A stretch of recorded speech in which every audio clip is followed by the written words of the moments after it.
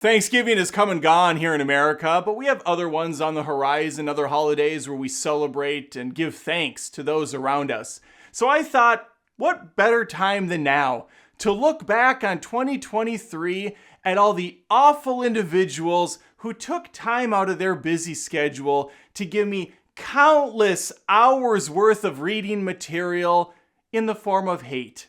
It's really a magical experience, one that it really took several months in the making. So I thought I would gather 5 of my favorite fandoms, and emphasis on the word dumb, and I would go through and talk about some of the pros and cons. Well, basically it's just cons of these individuals. So join me as we spend the next few minutes talking at length about how awful certain types of people are on the internet.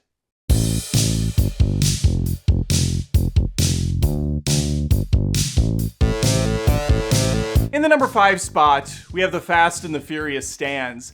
There's no question Fast and the Furious has delivered a lot of explosions, a lot of high-octane thrills over the years. Vin Diesel's cashing checks and getting new mansions every time one of these movies comes out.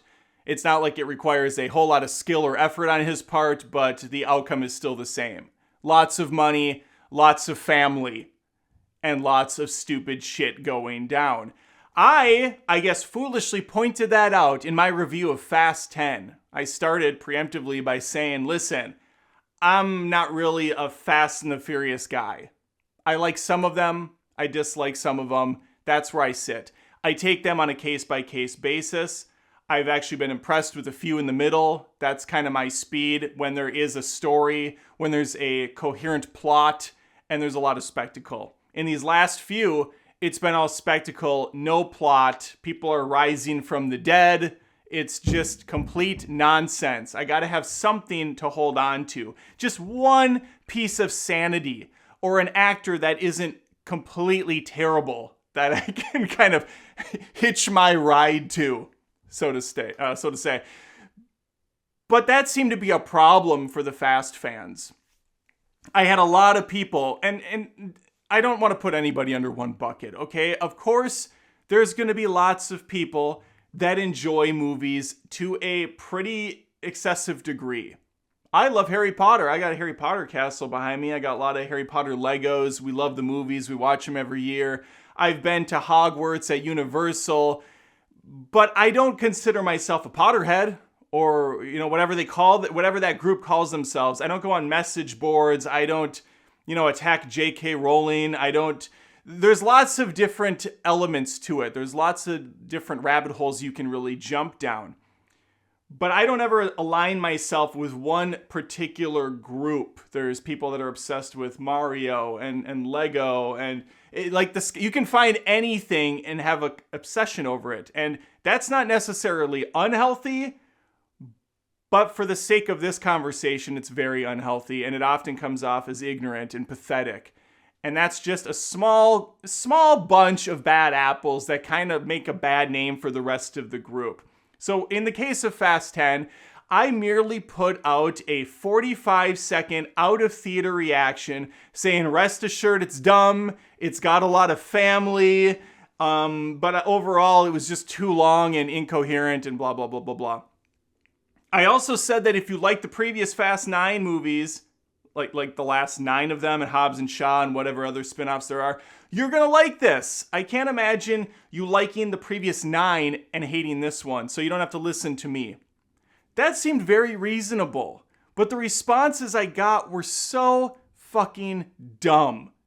Like, you're an idiot, you don't know what you're talking about, what did you expect? Shakespeare? What did you expect? This and that, and then, take a leap, kill yourself, you're a fool, nobody cares what you have to say, you're old and out of touch, blah, blah, blah, blah. I heard it all. And I just thought to myself, what are we doing? I mean, really? This is the kind of stuff you're saying to a complete stranger who's giving his opinion on a movie? It's honestly pathetic. It's completely fine. It's actually, I enjoy the back and forth debate when people say, hey, Adam, I disagree, and here's why. But just name calling someone, or throwing a veiled threat at them, or just outright being a douchebag, you're accomplishing nothing outside of making yourself look pathetic. So yeah, Fast 10, hundreds of comments on a 45-second out of theater reaction really put a bad picture in my head of some of these guys. Obviously not all, nothing. If you're a gearhead or whatever, whatever, you like fast cars, you like watching these movies, you're there for the rides and nothing else, awesome. Obviously there's a lot of cool fans out there as well. And that goes for all these movies. The next one I want to talk about, actually, you know what? I'm going to throw this in with Fast 10. Just a quick shout out to the Meg. The comments on my Meg review, Meg 2 The Trench, were so dumb that it's not even worth getting remotely upset about. Not that any of these make me upset to the point of breaking down and questioning my, whatever, my life. But the Meg comments legitimately look like they were written by 5-year-olds on TikTok. I put out a TikTok and almost all the comments were, dude, this movie's good. Bro, this movie's good. Bro, it's good. It's good, bro. It's good, bro. It's good, bro. Bro, it's good. This was repeated ad nauseum. Hundreds of these over and over. Do people not look what the others post? It truly boggles my mind. I rarely leave a comment anywhere on YouTube, but when I do, it's never like kill yourself or you're awful. It's always just usually a nice compliment, or it's I don't think this trailer looks good, or this trailer looks great, or hey, I like what you're doing over here. That's about it. But I usually look at what some of the other people say before I say my piece, so it's not redundant. Apparently these people didn't care, or they felt like being redundant themselves. So shout out to the Meg fans out there. That was hilarious. We have an ongoing one. I don't know how much time I want to waste on it because it's just so sad at this point, but I have to mention the Snyder Cult. I can't go a year without mentioning the obnoxious fan base that is the Snyder Cult. This is an impressive one because this is rallying around one man's vision. It's not even around a movie franchise. It's around a director, Zack Snyder, who has done some great work in my opinion. I think he's a master behind the lens of a camera. He puts out beautiful visuals. He knows how to work a green screen. 300 is one of my faves. It's in the top 100 of all time for me. I love that movie. A lot of people like Watchmen. I'm not a fan of it, but I like how it looks, obviously. Dawn of the Dead remake, good stuff.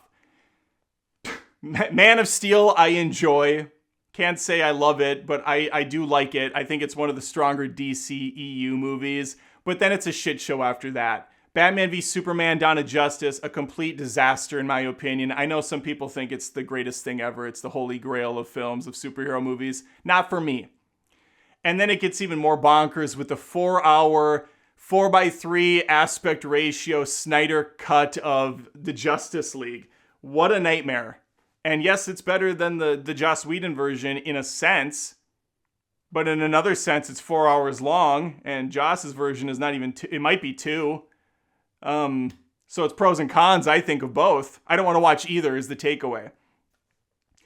These guys, though, again,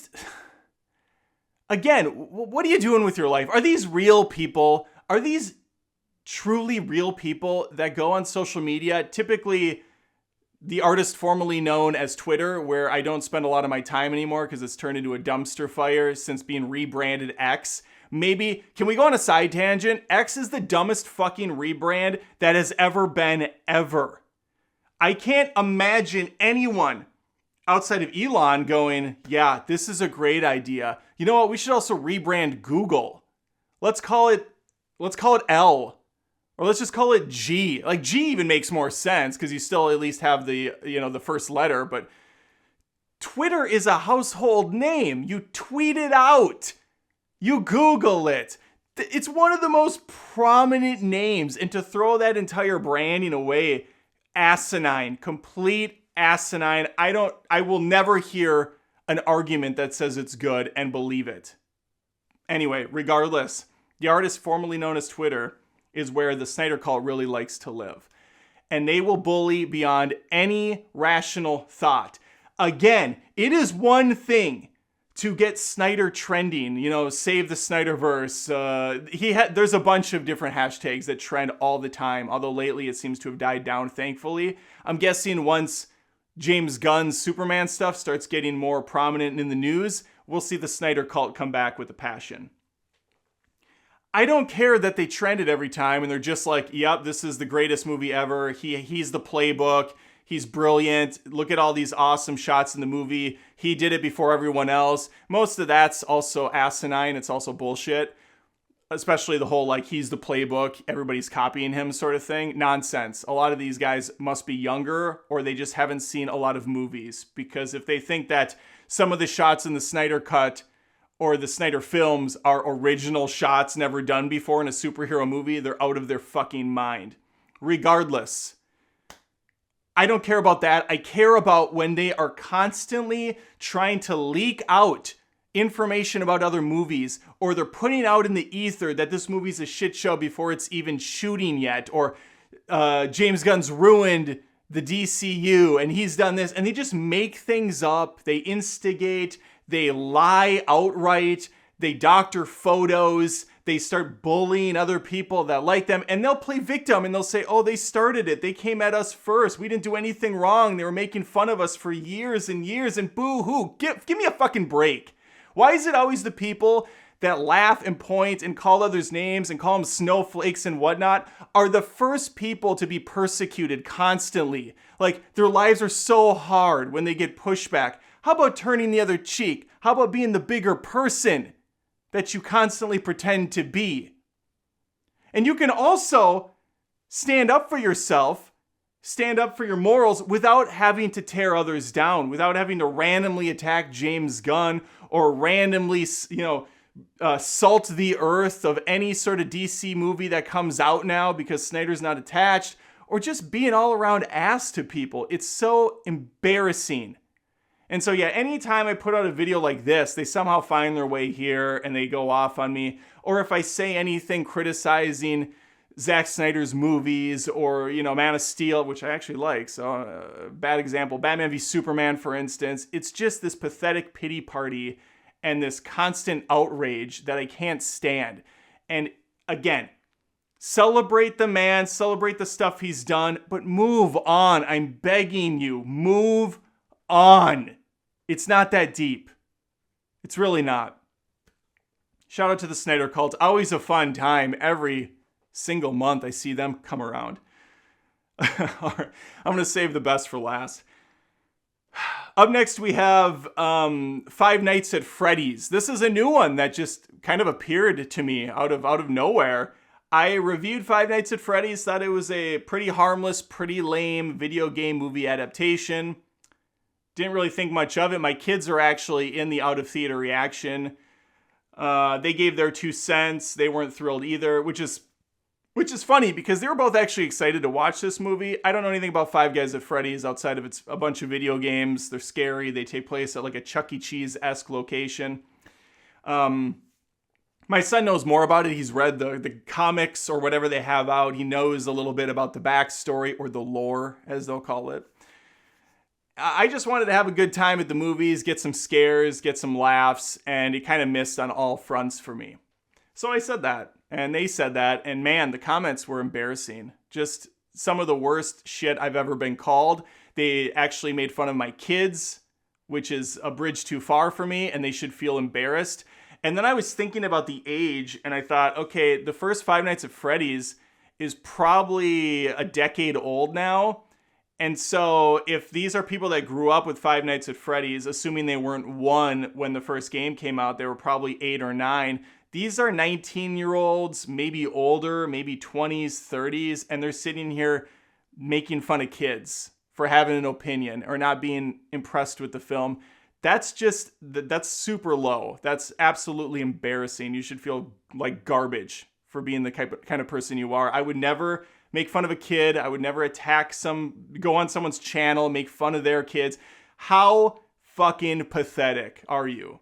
Not you, the listener. I'm pretending the Five Nights people are here listening. And again, I feel like I have to say this every time, but not all Five Nights at Freddy's fans are bad. The fandoms probably as a whole, very fine and cool and chill. But we have bad eggs, we have bad seeds, we have bad apples, and I have to call them because they decided to pick up the phone and start calling me names. So I have to return the favor. I didn't call them any names, just said they're pathetic, because they are. Maybe I did, maybe I called them assholes, but the ones that called my kids, shit, they are shit. Okay, shout out to Five Nights, thank you. And the argument, I gotta talk about the argument because theirs was the best. This is my favorite. The Five Nights at Freddy's crew says, Adam, the movie wasn't made for you. It was made for fans of the game. The director came out and said this movie was specifically made for the fans. Listen, geniuses. Do you know how many times a director comes out and says, when their movie is based on a book or based on any sort of property outside of a movie to start with or a script, this is for the fans? 100% of the time. They don't come out with movies based on video games and books and say, yeah, this one's not made for the book readers or the video game enthusiasts. This one's made for the movie fans only. They always say that. That's the 101. That's what you do. Yeah, this is a love letter to the fans. This is a love letter to the gamers and to the community and to the rich history of Five Nights at fucking Freddy's. Are you that dense? I mean, come on. And then they'll go to, it's about the lore. You didn't understand the rich lore of Five Nights at Freddy's. I don't want to understand the lore if it's the shit that I saw in the movie of ghost kids going inside of machines. That's lame. It wasn't presented in an interesting way. There was no bigger thing that I wasn't noticing. There was no intricate details. This isn't some Christopher Nolan fucking movie where I could pick up a little bit of extra over here and something goes back around. This isn't Inception, okay? It's Five Nights at Freddy's, you dumbass. It's not deep. The lore. Give me a break, the lore. God. Okay, Five Nights at Freddy's is done. We did Snyder Cult. We did Fast 10. Let's go do... I got a 3 for here because I have 3 different reviews where I was kind of called a racist. So let's just go to it. We have The Blackening, Blue Beetle, and The Little Mermaid. All 3, of course, not white leads. So therefore, if I don't like the movie, you guessed it, I'm a racist, I'm ignorant, blah, blah, blah, blah, blah. Let's break it down. Blue Beetle, I thought was too long. It looked cheap as shit. The action wasn't very exciting. The storyline was okay. The protagonist was cool. I liked his family a lot. Their dynamic was great. It gets a little too kiddish at times with the Blue Beetle spinning around and farting like it's a Shrek film, a later Shrek film, not an early Shrek film. It just all around was a miss. And I guess because I criticized it from a standpoint of a movie, pacing, story, characters, visuals, sound, that means I'm a racist, because how dare I not like a Hispanic-led superhero movie? And it's typically, you're white, so you don't understand the rich cultural significance of it. Yes, I have no idea what it's like to be in a family. I have no idea what it's like to fall on hard times. Obviously, there is going to be a racial aspect to it. I can appreciate and understand that. Obviously, it's going to feel harder if I was in that exact situation where an evil corporation was moving in on my land. Sure, of course. That's the same with every movie ever. If you're watching Save It Private Ryan and you're a World War II veteran, that shit's going to hit deeper. It's going to cut deeper. If you're watching Dumb and Dumber and you're an idiot, you might be able to resonate with that film better, right? But guess what, fam? That only gets you so far. You still have to have all the other stuff in play, at least working a little bit, for me to jump on board. You can say, for me personally, it resonated. I liked the stuff with the family. It hit home. I felt a connection to this film. It was nice being represented on the big screen, not just another white superhero. Fair. Fine. But don't degrade me and go to the lowest common denominator and call me a racist because I had problems with the picture. It's disgusting. And it goes against my moral fabric, so it's the most insulting thing. It's far more insulting than... I don't even... There is nothing worse than being called something that you absolutely 100% within your bones are not. It's just terrible. So yeah, fuck you, Blue Beetle fans that were calling me a racist. The same with the Blackening fans. I actually had a buddy call me up And he said, hey, Adam, I saw your review of The Blackening. And he was black, so of course, he gets final say. And he said, Adam, I don't think you got most of the movie, or you would have liked it. And I said, okay, well, I had a feeling this call was going to come, because God forbid, The Blackening has a few jokes that go over my head, which I'll fine, sure. Say that if you will. I think I got pretty much all of them, but maybe I missed a couple of the nuanced jokes. The way it was shot didn't work. I get that they were going for an old school UPN 9 sort of sitcom / older style blackish film, but that didn't make the movie any better. The schlockiness of it did not work. It felt too cheap. The jokes didn't land. They were so observationally stupid and on the nose. It's that new gen comedy that I just don't like. For instance, in the movie called, what was that called? The new one, the Killers one. It's about the girl that goes back to the future. I can't remember what it's called. It just came out not that long ago. It was a fine movie. Totally Killer. I got there. Totally Killer. It had funny moments that were then undercut by that new style of comedy where, for instance, the woman goes back into the 80s or 90s, whatever, it doesn't matter. And she sees a billboard, and it's a racist billboard. It's got an Indian on there, and it says some, derogatory, some old school disgusting phrase. She looks at it, and that was funny. She gives the look, she rolls her eyes, shakes her head, and walks away. But she has to go a bit further and say, there's the racism. When people point it out, it doesn't land. It does not land. And that's the entirety of The Blackening. They're standing around talking about every single piece of racism that you can think of, and they just drive it into the ground. So there's no humor there for me. I like my humor to land, and it didn't. All right, and then The Little Mermaid, of course. Disney's The Little Mermaid. Disney's been doing this fantastic thing where they take an old classic beloved movie, they remake it 90%, but then they change the skin color or the sexual orientation or just one thing as like a nice little fuck you to general audiences to get them to debate one another online. Because if you say, hey, that doesn't look like the redheaded white-skinned Ariel from the animated classic, well, that's instant racism. Why does it matter how she looks? Why does it matter? Well, I mean, it doesn't, but you're doing a shot-for-shot remake and you're making everything else identical, including the music and even some of the shots themselves. So it's a little weird that you change how Ariel looks. That's all. The funny part is, and this could be a whole topic we could get into, because I'm not one of those anti-Disney, everything's woke, everything's the message that some of these other channels do. I'm still firmly in the camp that Disney's just doing things for money, for controversy, to do what they think will appeal to audiences. And yes, people will say, well, they're not making money, they're losing money, so obviously it's for the message. Well, actually, I don't agree. They are making a lot of money. Sure, certain things are losing money, but others are making a lot. So, the high tide raises all ships, or whatever the fuck that expression is. And I also think there are people over there that are calling the shots that are maybe out of touch or are thinking things in a certain light that aren't true. Because we all live in our echo chambers, and a lot of people live online more than they live in the real world, they get in spaces with like minds that say, we need more movies with trans rights, we need more movies with this and that. And so they're like, yeah, look at all these people agreeing with me. Thousands, tens of thousands, millions of people on my Instagram or TikTok are agreeing with me. So let's put that in the next Disney film.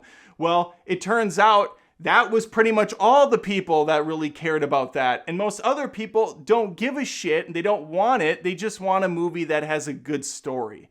And everything else is that's just icing on the cake. Don't put focus on it, and it won't be a problem for most people. Again, My Little Mermaid, I did a trailer reaction. I didn't care at all that Halle Bailey was black. I didn't even mention it, actually. In fact, I said, this movie looks muddy. The colors are washed out and miserable. The only thing that looks lively and like it's having a good time is Halle Bailey. And that was it. And man, the comments, of course, gold. Oh, he's racist. He said the colors washed out. That's some sort of a dog whistle. Or he said, everything looks dark in the movie. That's a dog whistle. No, you idiot. They were in the ocean and the colors weren't popping. Look at the original animated classic. It's vibrant. It's larger than life. It's just beautiful looking. And then you look at the new one and everything is muddy. There's like a layer of Vaseline on all these live action movies. I don't understand what they're doing over there. It's not pleasing on the eye. Halle Bailey is very pleasing on the eye. I'll just say that. But yeah, racist. Obviously racist. You can't have everything's black and white. Everything's binary. It's a 1 or a 0. All right, the last one, and this is my favorite. This is running long and hot, but that's okay. We had stuff to get off our chest today. This is my favorite, The Sound of Freedom. Sound of Freedom, starring Henry Cavill, whatever. This is done by some religious production company. It's about the trafficking of children in third world countries. Not even here in America. But a lot of people would have thought, or a lot of people would have you believe that it was actually about the Hollywood cabal and Pizzagate and moving kids from America to these other places across the world, and how going to this movie was going to donate to help fighting the cause, and your movie donation was going to stop pedophilia and it was going to stop these evildoers. And this was the first movie to ever shed light on the subject, I guess ignoring dozens of Lifetime movies that have existed forever. Sally Field's probably in 5 of them by herself. Saying that Sound of Freedom was the first to touch on this ugly topic is comical. It's even more laughable that people thought that themselves going to the movie was going to somehow stop it or fight the cause. A third layer of, I guess, sad humor, like a sad clown, is that some of the people involved were actually doing sex crimes themselves, or weren't all they were cracked up to be, such as the lead hero of this film. Compulsive liar, it sounds like. Made up a lot of stuff, and he was in some deep water himself. I don't need to get into the political or whatever ramifications. I don't care that much. We're on this planet one time. I'm just trying to have a good, healthy life. I don't need to get caught up into all these hot topic debates where he said, she said, and no one really knows the fuck is going on. I'm just looking at the comments I got when I said this movie was mediocre at best. It was far too long, some major pacing issues. The cinematography was easily the highlight of the film. Some of the acting was very bad. Some of the plot made no sense. The story kind of loses itself in the middle and comes back around at the end, but it's not very good. Was the bottom line. And people were mad. Hundreds of comments calling me a pedo, calling me the grossest names, the most vile, ugly things you could call someone. I'm a sympathizer of pedos. I'm probably doing it myself. And this is not 1 or 2. This is seriously hundreds of people. It got to the point, because just the YouTube short, which is 45 seconds long or so, just that short has, I think, 60 or 70 or 80,000 views. Maybe it's over 100,000 or something. Well, between a couple of them, actually, between the full review and the shorts, there's well over 100,000. And there's lots of comments saying this terrible shit. I had to, in YouTube in the back end, you can actually hide comments that have certain keywords. So I picked some of the most vile words I've been called, and I hid them from that video. And even that wasn't enough. They still kept pouring in to the point where I had to, I don't know if I disabled comments or I just kept adding. I think I have to approve all comments. That's what it is. On only Sound of Freedom videos, only video in the course of a decade on YouTube, these are the only videos I had to approve comments. Otherwise, they go to spam by default. What the fuck is wrong with people? For some reason, they're so hell-bent. They're so hung up on the source material that they couldn't listen to just a movie critic. I'm reviewing the movie, not the context of the movie. Obviously, child trafficking is one of the most egregious, terrible things you could ever do. I don't know what kind of sick asshole you have to be to even do this. Clearly, you're missing the empathy chip in your brain or whatever else is going on for these sickos. I don't understand it. I don't condone it. But that wasn't what I was reviewing. Do I give Schindler's List A+ because it's about the Holocaust? Well, I do because the movie's brilliant. But no, because of the source material. Otherwise, every movie about slavery, every movie about spousal abuse, every movie about child abuse, every movie about drug use, and no. It's all awareness. So they're all 10 out of 10s. Give me a break. That's the saddest shit I've ever heard, and I don't believe for a second people believe this themselves. They just want to find someone to rage out against. They're mad. They're mad, sad, pathetic little people, and they want to rage on someone else. So they scour the internet looking for any sort of hate getting lobbed at Sound of Freedom, no matter how small it is, and they will just punch, and they will punch. And the most ironic part about all this is supposed to be under the veil of Christian. These are supposed to be the best people, right? These are the people that are really looking out for the kids. Ironic because of everything going on with the priests and whatnot. But still, these are supposed to be the people really looking out for the best in humanity.